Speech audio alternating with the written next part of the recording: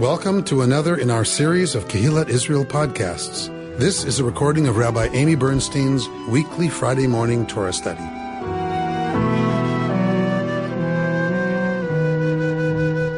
We are in Parshat Shoftim this week. We are continuing our way through Deuteronomy. Which means we're approaching, right? Not yet, but we're getting there. The end of Torah.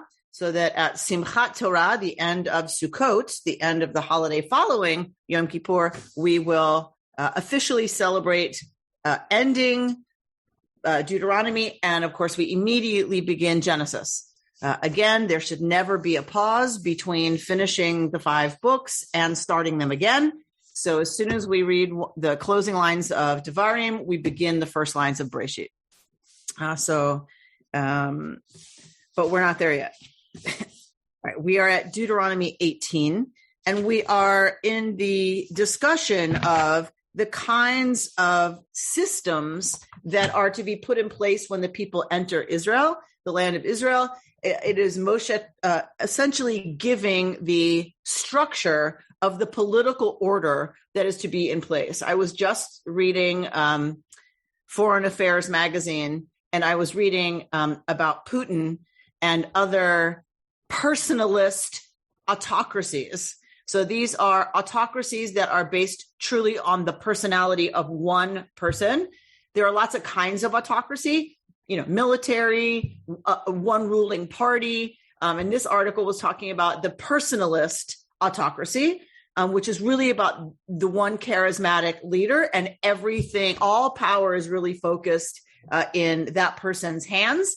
And so cronies who are close to that person, family members are appointed to important positions, and other institutions are undercut on purpose through the legislature and other means, so that there's no challenge to so for instance, he can now run again because he forced through the legislature the ability to run again in 2024 and 2030.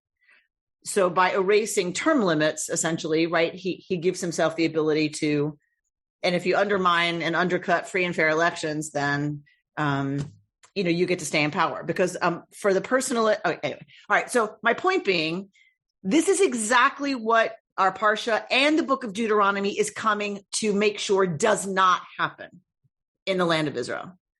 There is a very clear structure and there is a very clear balance of power that was supposed to be maintained in the land of Israel, with the monarch, the king, with the judges and other magistrates, other kinds of officials, Shoftim v'Shotrim, so judges and officers.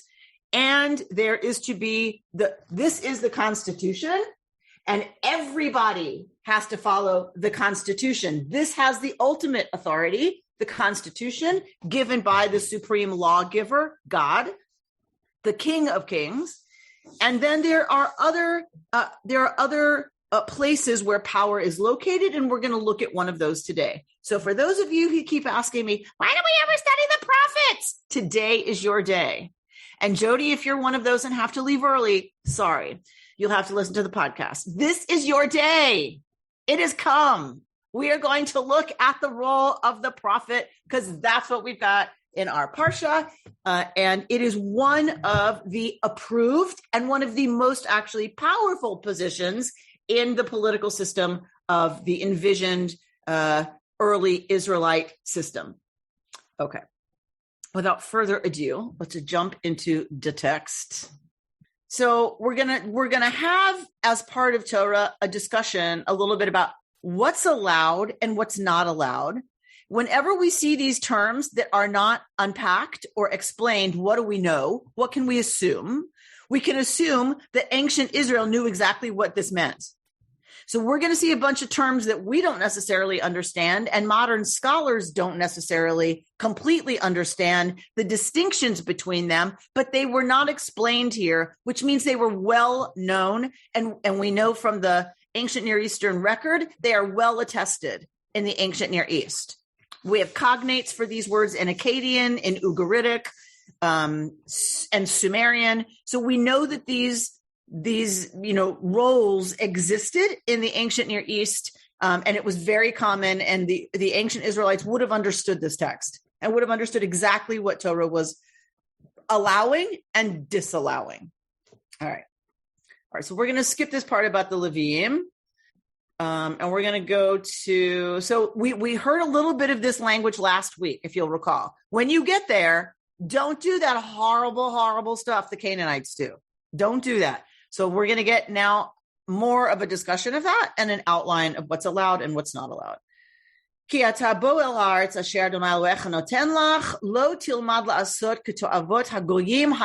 Those other nations, when you enter the land Yud Hey Vav Hey is giving you, you shall not learn to imitate the abhorrent practices of those nations. Let no one be found among you who consigns his son or daughter to the fire. That is not exactly accurate. The Hebrew is ma'avir b'no uvito ba'esh. Do not let there be found among you one who causes their son or daughter to pass through the fire. Who is an augur, right? So kosem, ksamim, a soothsayer, a diviner, a sorcerer. Okay. We don't have an unpacking of what is kosem ksamim. How is that different from a me'onen or a menachesh or a mechasef? So Barry might have some insight from what modern Hebrew does with that. It does not help us understand what the ancient Near Eastern specific, not just role, but specific practice each one of these is associated with. So we have all kinds of things that could be associated with kosem ksamim. So magic, me'onen, so a soothsayer. What is a soothsayer? Kind of a, it depends where you want to get your translations of these words from and where you want to trace them back to. Me'onen, menachesh, mechasef. So these are dealing with the different kinds of ways that people could tell the future, and that these were professionals often who were consulted for this reason. If you're going to war, if there's something serious going on and you want an answer about, what's to be or what you need to do, what you need to prepare for. So there's lots of ways to do that. So we've talked about some of these. Hepatoscopy, right? Looking at the liver of a sacrificial animal. We've got bellomancy. So you dump arrows out of a quiver and you see how they fall. And that answers some questions. There's some people who want to say me'onen comes from anan, comes from clouds. So someone who can look at the clouds and understand from that, what's happening. You ask the question and you get an answer based on the pattern of the clouds. So, these are very specific roles and jobs and talents and expertise that would have been consulted in the ancient Near East. What Torah is saying is that, by the way, not that they're not effective, right? Torah doesn't say they're liars and they are charlatans. It doesn't say that. It says you Israelites are not allowed to base your decisions on these people. So I want you all to think about why. Why is it a problem? Right? If I want to go to battle and I want to know what's going on, why can't I depend on hepatoscopy for my answer? Why not? Why is that a problem? If they're recognized as having the ability to help me, why can't I use them? All right. And Melinda had a question, and I have the same question. What about astrology? What does this say about astrology? Because I know in some old synagogues found. Okay. It does not say anything about astrology because astrology is not popular yet. So that's going to become an issue when Babylonia has a very serious influence on Israelite, philosophy and ways of understanding the universe. And that's why in Hellenistic times, Bert, that's when it is. It's in, Hellenistic times that you start to see that influence Greek philosophy, Greek religion, Greek ritual. That's when you see synagogue mosaic floors, right? With, what's it called? The 12 signs, the horoscope. Zodiac. Huh? Zodiac. The zodiac. Thank you. You see the zodiac on the floor of synagogues then. right? Because that's when that's not popular now. That's not a concern of Torah at the time of the ancient Near East. All right, Barry? I'll try to attempt and answer the question. Why shouldn't you use these abilities, these sciences at a time? Right. I'm guessing it's the next best thing they have. Because your victory in war or your ability to find a spouse or whatever you go to these people for is dependent upon your own righteousness. It's basically a humanistic, a proto-humanistic idea that whatever happens to man is at his own hands, and whatever happens to a society is in society's hands. All right, you are way ahead of the time. You're way ahead of the time, which we love. And you're right that we get there eventually, but not here. That's not the reason here. But yes, we're going to get there. And that's what our most famous prophets, right, are kind of yelling and screaming about, are, live a life of righteousness, right, and take seriously your moral behavior, blah, blah, blah, blah, blah. And as a society, that's exactly where the later prophets are going to get to, some of the earlier prophets. But hang on, we'll get to answering our question. So who else can't you consult? Chaver. So we're not sure, but they are practitioners of magic. That's one thing we know. Vishoel Ov, and those who inquire of ghosts, B'yid Oni, and familiar spirits, and those who consult the dead, necromancy. All right. Again, these are considered efficacious. These are considered legitimately professions and skills, and like they're around. If you'll recall, Saul consults the ghost of Samuel. Right, so we have this in Torah itself. We have occasions where the dead are consulted. You're not supposed to do it because somehow the dead are able to see the future in a way that the living are not. So if you consult them, you can know something about the future. Anyone who does such things, to'avat yudhe bavhe kol oseh, right? We know this word to'eva. Is here. It's abhorrent. Other places we know it. My brain is just not functional today. I don't know why. I apologize. What is the word? If you eat pork, what is it? It's an abomination. Okay. So abhorrent, abomination, it's abominable, all that stuff. It's because of these abhorrent things that Yud-Heh-Vav-Heh, your God, is dispossessing them before you. So why are the Canaanites justly being kicked out of the land? They are justly being kicked out because they did all these things. They relied on these things. Y'all don't do that, or what's going to happen to Israel? You're going to get kicked out of the land as well. Tamim tihiyeh im Adonai Elohecha. You are to be, and then the rabbis have a field day with the word tam. What does it mean? What is it supposed to mean? How are we supposed to understand that? To Barry's point, some people want to say this is about being holistic, right? That you don't split things off, that you are to be whole in approaching, your relationship with Yud-Heh-Vav-Heh. We're not sure exactly what it means, but my JPS commentary, seems to understand it in a very specific sense. Tamim, you often see used as kind of, in a good way, simple or pure. So you see this on graves, on headstones in Jewish cemeteries. Ish tam. He was a man who was tam. And that's a good thing, right? So it's clearly something about pure-hearted, being whole, being simple and straightforward in your relationships with Yud-Heh-Vav-Heh. The nations that you're about to dispossess do indeed resort to soothsayer and augurs. To you, however, Adonai, your God, has not assigned the like. Why? Here's the answer to the question. Navi mikirbecha Me'achecha kamoni yakim lecha Adonai. This is why you can't use them.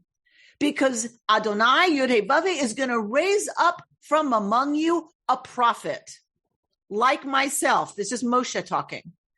A prophet like me, Tishma'un. That's who you will listen to. So what is the answer to the question? Why can't you use necromancy, oleancy? Why can't you use reading clouds? Because that sidesteps God. When you want answers, you need to go to Yud-Heh-Vav-Heh. And how do you get your answers from Yud-Heh-Vav-Heh? You get it from the Navi. You get it from the prophet. Now, think about what kind of power that gives the prophet. The king doesn't have this. The judge doesn't have this. The magistrate doesn't have this. The army doesn't have this. The Navi has the ability to share with the inquirer, whether it be the king, whether it be the people. The Navi can answer for Yud-Heh-Vav-Heh, can tell people the will of Yud-Heh-Vav-Heh and what Yud-Heh-Vav-Heh demands. All right, that is a very serious power. That is a very serious authority that the prophet has. And most scholars agree it was a very powerful position in the ancient world. Now, what is your problem? If you remember last week, what is your problem if you're a prophet? Are you a false prophet or a for real prophet? So while it's a very powerful position, what are we supposed to do to false prophets? Oh, yeah, stone them. Right, Emelinda. So it is a very risky career choice. Which is why I think we get such a plethora of prophets who don't want to prophesy, right? They are not interested in being prophets because it's not a great job. Because usually what you have to say is not, keep doing what you're doing, keep driving your Lexus SUV, keep going on your expensive vacations, just keep doing what you're doing. That's what Yud-Heh-Vav-Heh wants. That's not generally the role of the prophet. So in general, the prophet is not terribly popular. Think about who the prophet is talking to. Who consults the prophet? What about when it's the king, right? What about when it's, the Senate? The prophet is generally not popular with any of these people. And these people are powerful people who can decide maybe this is a false prophet. And then we know what flows from there. Okay. Did Christians use this as foretelling Jesus? Yes, absolutely. Christians base a lot of this stuff in terms of the authority of Jesus as the spokesperson for God. They base it on these texts and other texts that are not just about the prophet, but are about the son of the Son of Man and the Son of the King that will come, that is kind of tied to messianic times, tied to eschatology, the end of days. The Jewish texts about that, they also use as the authority for Jesus, as predicting Jesus. All right. So this thing about the prophet, I will raise a prophet for them from among their own people like yourself. Now God's talking.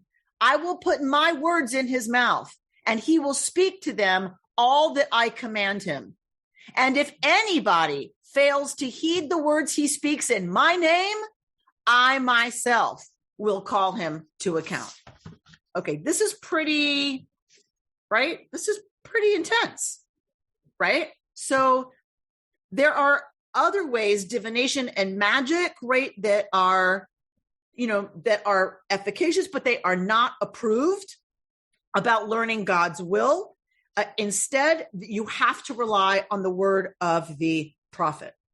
So the prophets also were believed to be able to do what the magicians could do. So it's not off limits for the prophets to use whatever technology they want. That's okay, as long as it's a true prophet. You can't go to a necromancer, right? And or somebody who's going to read arrows from the quiver, but the prophet can use that if the prophet wants or needs to. The prophet would be consulted about public affairs, the location of lost animals, and the prognosis for a sick person, the outcome of a battle. Should we or should we not build an altar or a temple here? These are all kinds of things that would have come to the prophet. And now you're going to tell me, well, how do they know which guy is the prophet? And this is why I wanted to do a little study with you about prophecy and the ancient Israelite prophet, because we tend to think of one model for what that is. We tend to think there's one guy who's the real guy, and we have books of his words, Hosea, Amos, right? Ezekiel. We have their books. And so it's each one at their own time being the prophet. This, first of all, is not accurate. There were many prophets prophesying at the same time. And in some places in early Israel, there were schools of prophets. And in early Israel, there were also prophets associated with different cult sites. So there would have been a group of prophets at Bethel, a group of prophets, at other holy cult sites in the region. And there were schools of prophecy, and it was the model of mentorship. So you might go in as an apprentice prophet, and you learn with a prophet, and then you can become a prophet in that school. There were lots of prophets running around. Any prophet who presumes to speak in my name, an oracle that I did not command him to utter, or who speaks in the name of other gods, that prophet shall die. Should you ask yourselves, how can we know that the oracle was not spoken by Yod-Heh-Vav-Heh? If the prophet speaks in the name of Yod-Heh-Vav-Heh and the oracle does not come true, that oracle was not spoken by Yod-Heh-Vav-Heh. The prophet has uttered it presumptuously. Do not stand in dread of him. So don't stand in dread of that one, but what should you do with the one that is a prophet of Adonai? Stand in dread of that prophet, because they're bringing you the actual word of God. Okay, so sometimes, how do you know a prophet is legit? You only know the prophet is legit years later, when the prophet has a track record of what they've said coming to pass. So that's one way that prophets get off the hook in terms of, right, being dragged out, as being false, is that you say in the next 30 years, the economy is going to turn around. Okay, well, it's going to take you 30 years to tell me that I'm a false prophet. By then, I'm in Bermuda, right? Okay. So I want to show you, I found a really good article, also online. Encyclopedia Britannica had a very good article, but it's long and it's pretty involved. I found a much simpler one that I like that we're going to look at from My Jewish Learning. But I want to show you something first. I want to show you this timeline. So, because this helps us kind of put prophecy in perspective. So when we look at this timeline, what do we see? All right. Now, this is a fundamentalist timeline. So I'm not bringing this to you as a Reconstructionist. I'm bringing this to you from the fundamentalists. So there's, creation, universal history, whatever. We would say the stories of creation start emerging here, right? The stories of, this patriarch and matriarch start to come together and coalesce as pedimentos out of earlier Canaanite gods and goddesses, whatever, but I'm not going to argue. I just want to show you. Here's the Exodus. So, you gotta love that. They know exactly when the Exodus happened. The entrance into Canaan, and conquest, we would talk about this as the emergence of ancient Israel in Canaan. Okay. And even that scholars are arguing about. But okay, here's what I want to show you. So if you'll recall, before the monarchy. Here's the monarchy. There was a whole period before the kings where Israel was ruled by judges. Shoftim, the name of our parsha. All right. The judge did not mean Ruth Bader Ginsburg of blessed memory. It did not mean someone in robes who was an expert in the law and applying it. That is not what a judge meant in ancient Israel. The judge was a charismatic military and political leader. Remember, we've talked about what is the conquest. If we don't believe in a conquest, if we believe that Israel emerges in the land of Canaan, we've talked about this a million times, those of you who learn with me. We've talked about it's a loose confederation of those 12 tribes that develop in the region. What does a loose confederation mean? It means when there's a national threat, the tribes come together to deal with that threat, then they go back to their local business. And they are individual tribes with their own territory, their own interests, their own authority, their own cult site, their own worship, their own leaders. But when there's a threat to the entire Bonagid country, the territory that the alliance controls, the judge is in charge. The charismatic leader who is a prophet, who is a military leader, and who is the head politician. That's what goes on here in the period before the monarchy. Note who's there. Who's there? Samuel, Shmuel, judge, prophet, right? And we see prophetess, by the way. We see Huldah, the prophetess. Devorah was a judge. So the roles all get mixed together in the period of the judges. Then comes the monarchy. Now you split out the powers of the political ruler from the charismatic prophet. The role of political leader and prophet were together in the judge. Now they're split apart into the monarchy and the prophets, who often criticized and challenged the monarch. The prophet was able to do that and keep their head. What does that tell us? That tells us the prophet had a lot of power, that the prophet could publicly challenge the king and was expected to do so, and was doing so on behalf of Yud-Heh-Vav-Heh. The king doesn't have that kind of access to Yud-Heh-Vav-Heh. So who's more powerful? Just interesting. All right, look at the period of the kings, right? 1350 to about 586 is this arc here, okay? But look what happens, the fall of the northern kingdom. So that's irrelevant, right? The king here becomes irrelevant. So it's this period of time, and we have a division of the kingdoms in here. So we have the northern kingdom of Israel and the southern kingdom of Judah. Each had their own kings and each had their own prophets. Okay? That's why look how much longer the list of prophets is when you're talking about the division of the kingdom, because you have northern prophets and southern prophets. You have southern prophets talking to the north and northern prophets talking to the south.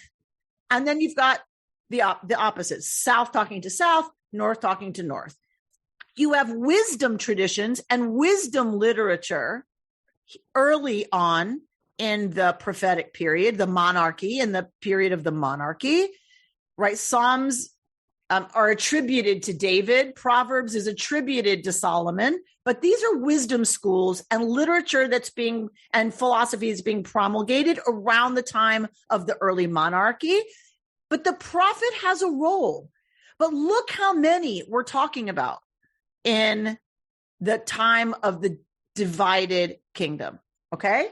So they have different concerns and different jobs based on where they fall.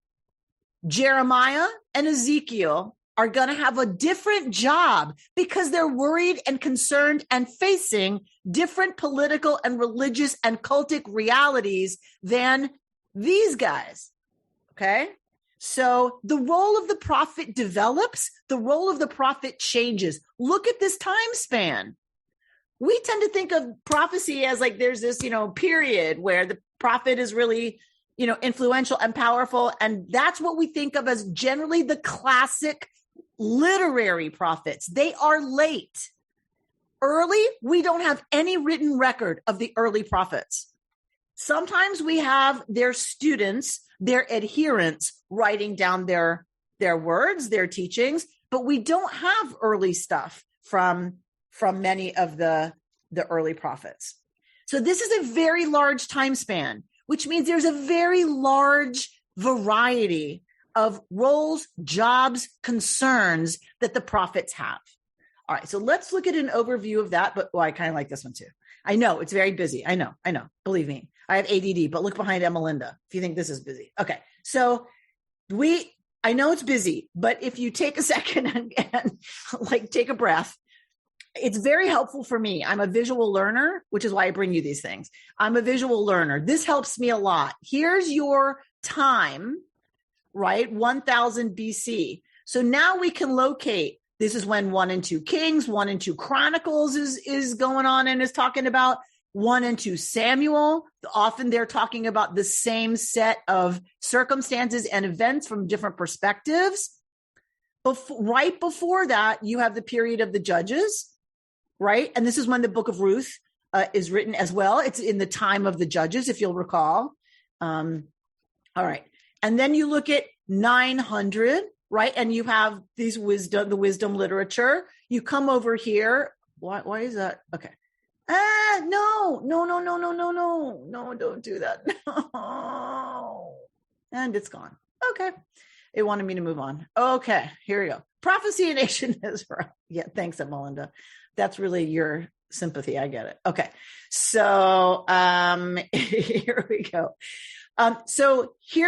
And I just thought this was something I'm just going to send you, Bert, he's going to post it and you'll get it so that if you want to reference it, it's just a nice, clean, very, what is it called? Compressed conversation about the development of prophecy. So when we talk about in the Bible, right, Moses is the prophet, par excellence, but Moses is not your regular prophet because he's a lawgiver. He functions as the political leader, the Supreme Court. So he's a little different than your typical prophet.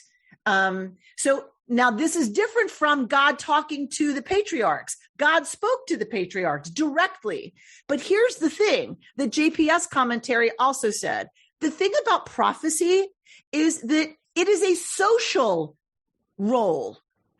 God talks to Abraham, but Abraham doesn't come with a message from God to the people, to any people. He lives it out, right, and develops a family, and you might even say, the beginning of a people.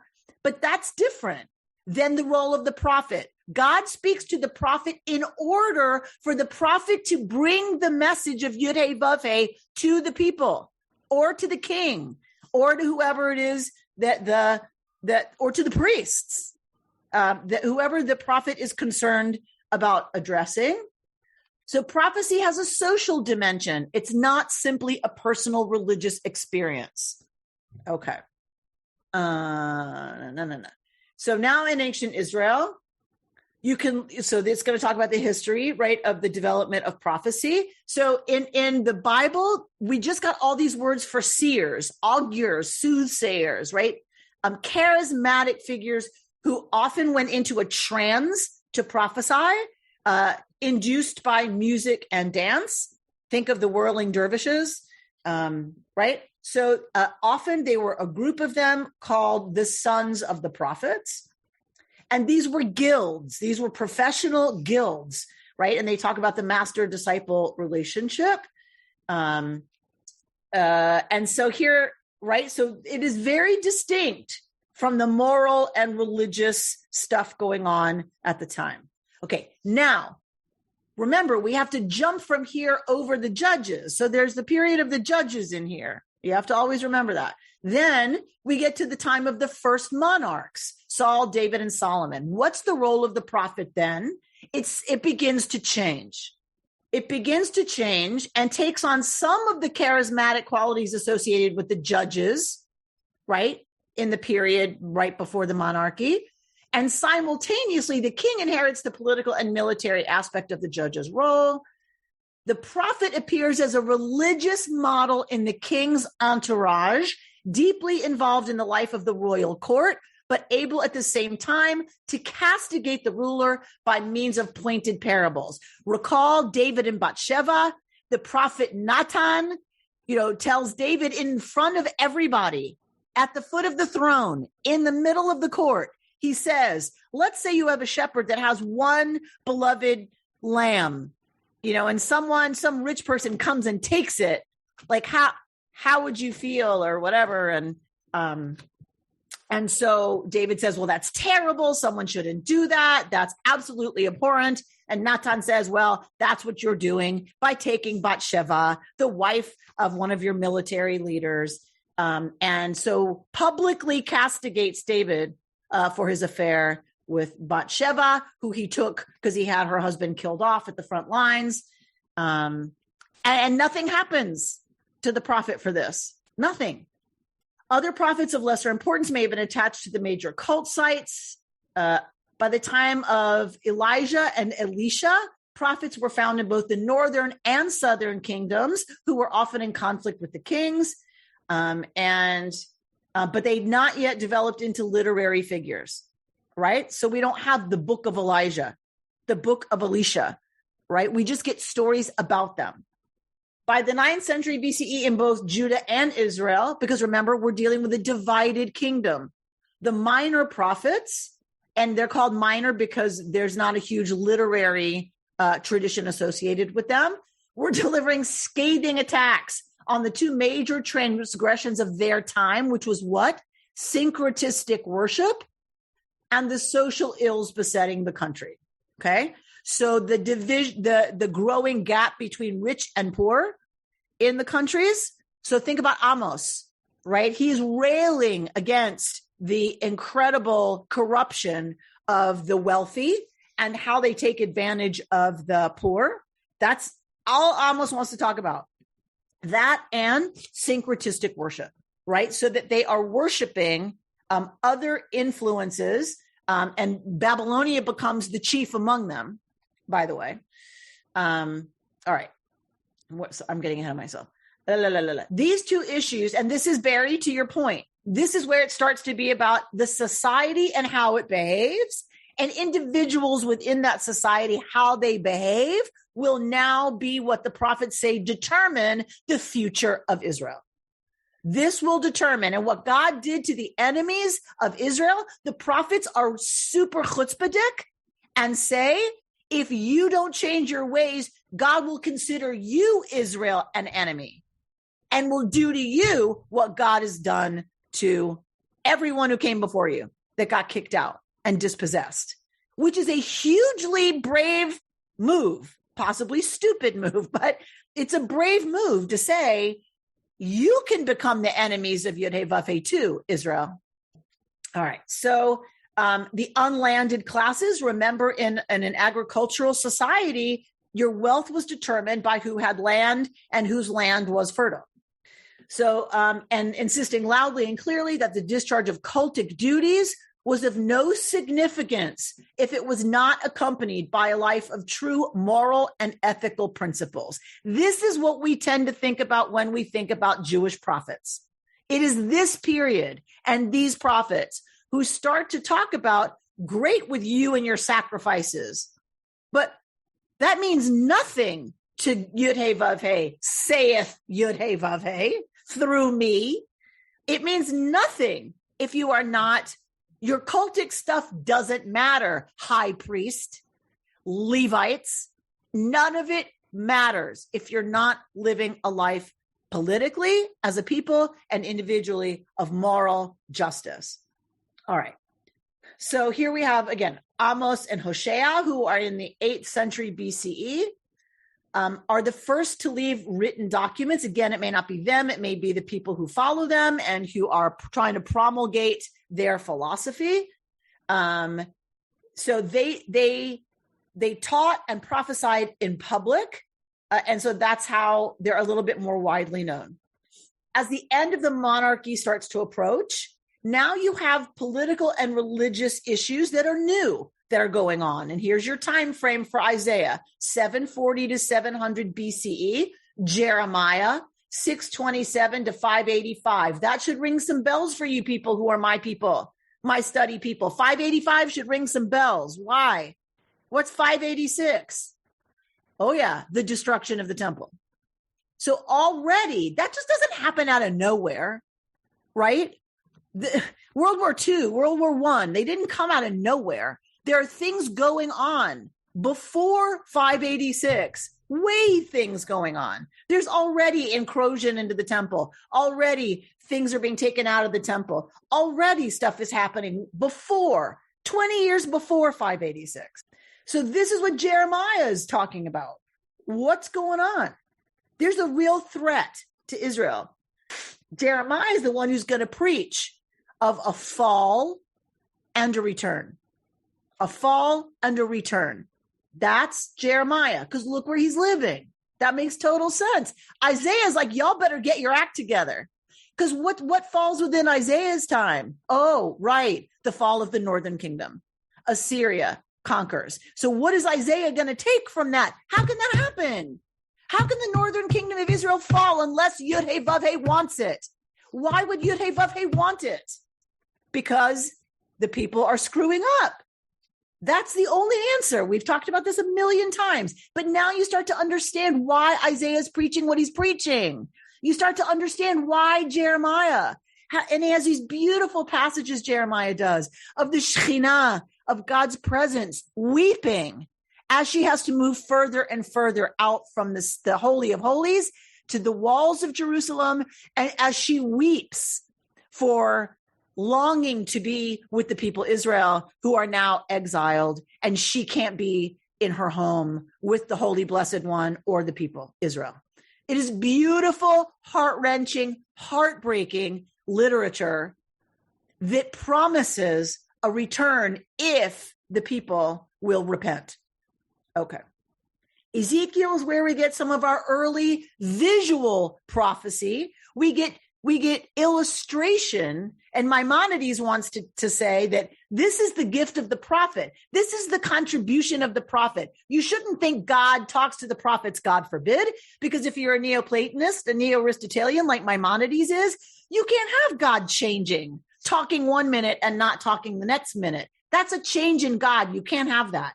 God is perfection. There can't be a change in perfection, or by definition, it's not perfect. So the talent of the prophet, like Ezekiel, says Maimonides, is their moral development, their wisdom, their connection to the lowest sphira, the lowest, kind of emanation from God that comes into our world, and their ability to hook up with that. Because of their moral strength, the strength of their wisdom and elucidation and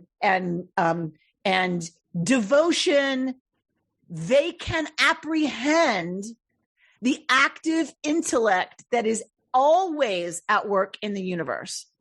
Don't ask me to explain the active intellect, but right, that's the divine in the world, and people can reach the point. Ezekiel can reach the point of hooking up with the active intellect, developing the receptors to unite with the active intellect, and his gift is giving us the visual imagery, interpreting what the active intellect of the divine is always communicating. The prophet has the gift of receiving. I think of coronavirus, just it's the times we live in, people. What am I supposed to do? So all I can think about are receptors, right? If you have the receptor, it can bind to something. So only the prophet has this spike that hooks up to the active intellect, like a virus in a cell, to a cell. You have to have that key.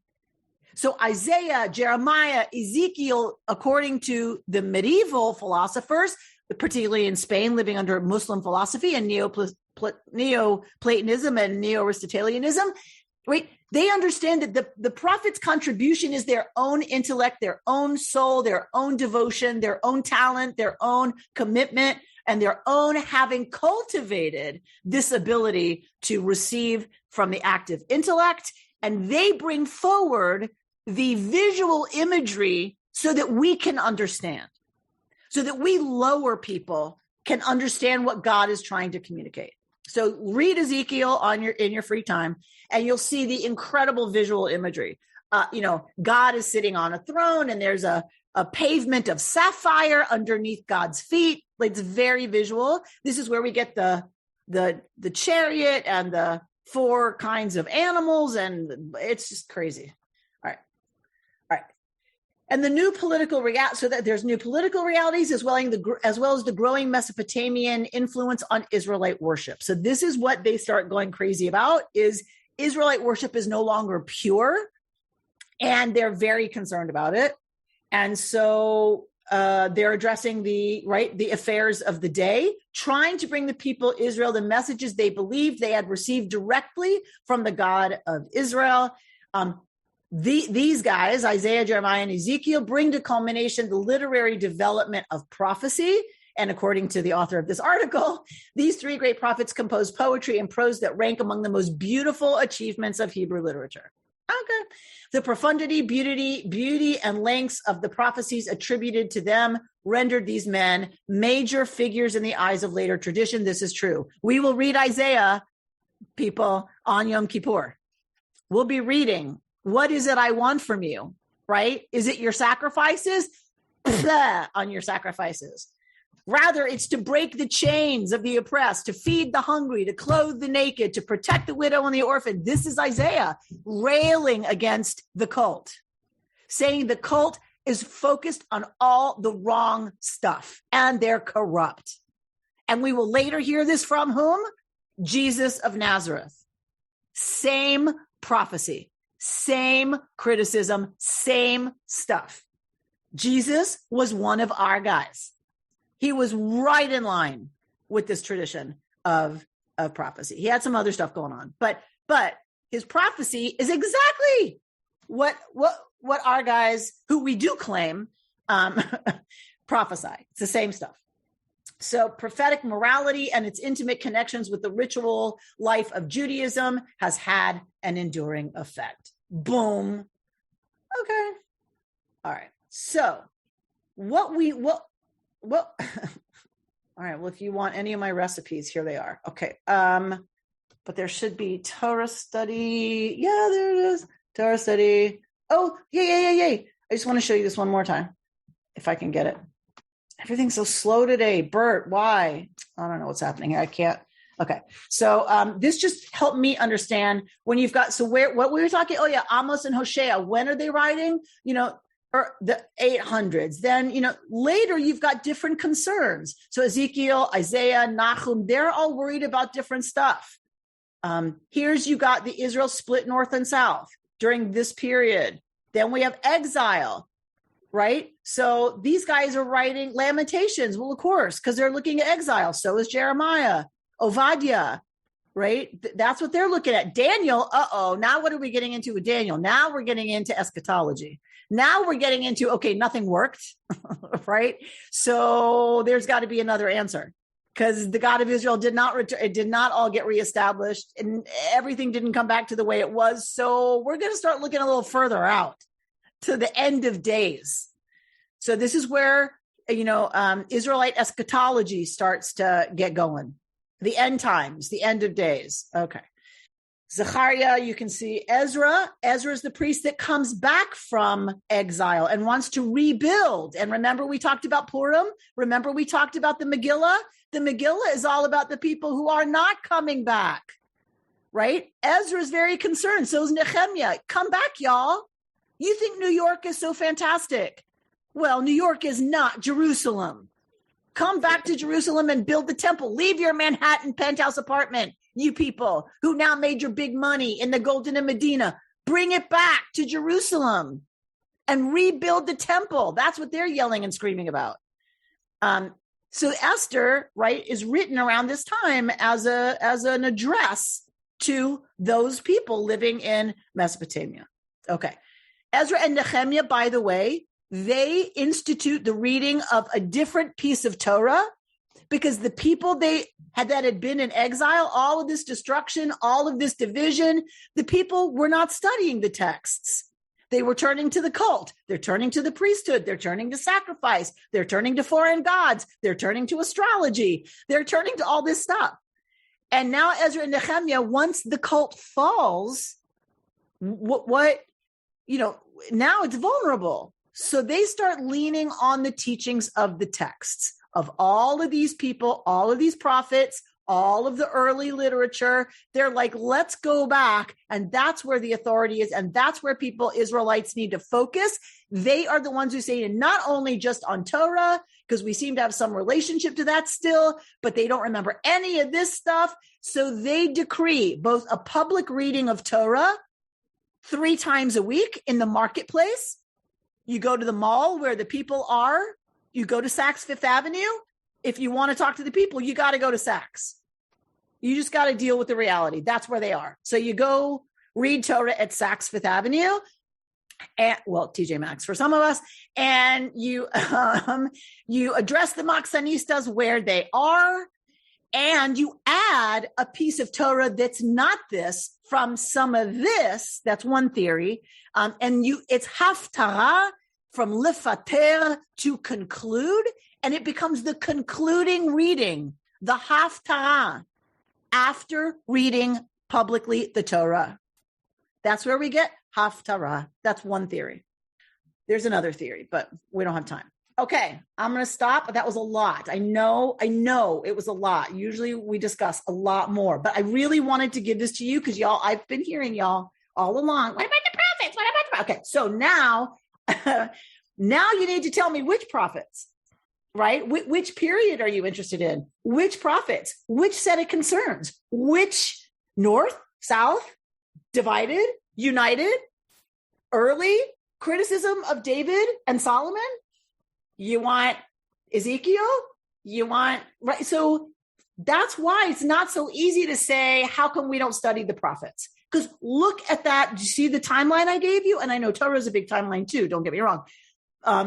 But it's like there's so many background, chunks of information you need to understand each prophet in their location, in their time, in their situation, in their interest, what's going on that's pushing against them, what are they pushing against, who's listening, who's not, right? So you can't just read the text because it makes no sense. If you just look at their prophecy that is attributed to them, it doesn't make a lot of sense. It's like how long it takes me to unpack the background of some of this Torah material that we study. You need that too for every one of the prophets. A lot of what I say for Deuteronomy is in one period.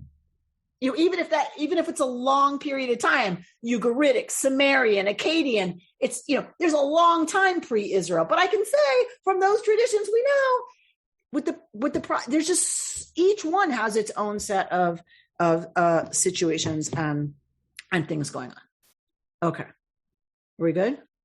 Everybody good? Oh my goodness. 22 things in the chat. Did I say that Amos was my favorite? I don't know that I did, but I love Amos because I feel like you could take the words of Amos and plant them right onto a lot of America today, and we would hang our heads in shame. Way back when I studied for my bat mitzvah with you. Okay. So I said it privately, thank God. Okay. So, well, now it's public. But Amos, he really is really, really outraged by the disparity of wealth in ancient Israel and the focus on wrong things out of that wealth. I think it's just he's one of those prophets that parts of Isaiah too, but Isaiah, he's a little wacky, Isaiah. But Amos is very clear about what's going on economically and how horrible it is. All right. An important distinction between morality and legality. meaning that the legislation isn't always moral, Barry, that it doesn't always have the moral compass accurate. Is that what you're saying? What came to mind was, all these people, all these men mainly, who mistreat women in various ways, and then they try to defend themselves by saying, well, everything was legal. Right. Right. Okay, but, so the role of the judges is to determine what's legal. But the role of the prophet is to speak about things that are perhaps legal, but are going to doom us all anyway if we keep doing it. Right. Good. Okay. The bar for your sex life should be higher than I didn't break the law. What I tell teenagers when I teach consent. Yeah. Right. The bar for lots of things we do that have a moral component should be higher than I didn't break the law. Right. And then we need to talk about the law. Is the law moral? Right. You tell me that a corporation is not responsible for its financial debts. Okay. So it goes under and takes the pensions of all its pensioners with it, and it's not responsible. And the people who run it and made those decisions are not implicated. That's legal. Is it moral?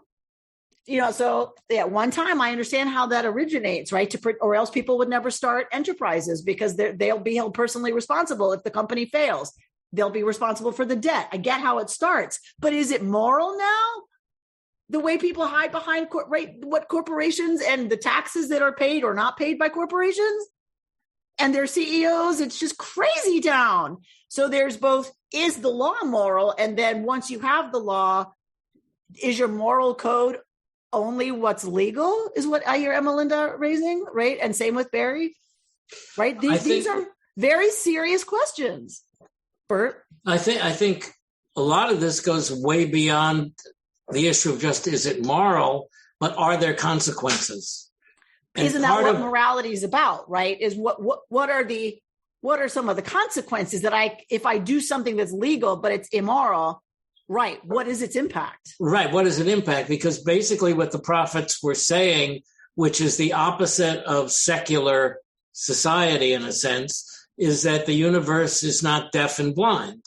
And that in fact, what goes around does come around, to put it in contemporary terms, and that there are consequences to immoral behavior, which is not provable, particularly since there are wicked people who prosper and righteous people who don't. But there is a belief, nevertheless, I think, in Judaism, which is one of its greatest contributions to humanity, that it does matter what we do. Well, but the only place I would push back a little is to say, what if you don't believe what goes around comes around? Right. I mean, this is the problem. It's the problem of evil. Right. That's the problem a lot of us are stuck with. Right. Right. What goes around doesn't necessarily come around. Right. But it's going to come around and bite innocent people down the river from your toxic waste dump. Right. That's right. So then what I wanted to leave you with, kind of what Bert is saying, I want to leave you with, what do we mean when we say that we think certain people are prophets? Like, let's just take MLK, right? I think a lot of us are willing to call him a modern prophet, tapped into a higher power, a higher force, a higher awareness, the active intellect, if you want to use Maimonides, which I love, the active intellect in the universe, God's presence in the universe at that level, tapping into that and then translating that into the moral, ethical challenges and the political, changes that need to happen as a result of that. What do we mean when we say that? Like, you know what I mean? Like, do we mean prophet? Do we not? Then how do you know if it's a prophet? Right. And I'm not trying to just raise something to be, sexy about it. I truly think there are some people who have I still believe this. I'm crazy, I know, but I believe there are some people who are so advanced morally, ethically, intellectually, with devotion and care that they really tap into the absolute moral core of the universe and translate it for their time. And I don't know about y'all, but I get sick of hearing some of them, right? Because I'm like every other Israelite. I don't really want to be challenged by the prophet, right? I would change my behavior. What? Right. So, but I feel like there's still a role for the charismatic, committed, integral, authentic, moral voice of some leaders that still have the ability to affect change in ways that most people don't. So, thank God for them, and they drive me a little crazy. And I have to hold on to that next time I'm in a meeting and someone starts banging their drum, right? There's always somebody who's banging their drum, and it's like, I get really irritated. And I say, Amy, really? You Israelite? Right. You're irritated because you don't want to hear it. You don't want to hear climate change. You don't want to hear, right, people in another place who are starving. You don't want to hear it because it's inconvenient and it bugs you and it makes you feel guilty. And so that's the stuff I need to look at, right? Not the person banging their prophecy drum. You've been listening to Rabbi Amy Bernstein's Friday morning Torah study from Kehillat Israel in Pacific Palisades, California. For more information, go to our website, www.ourki.org.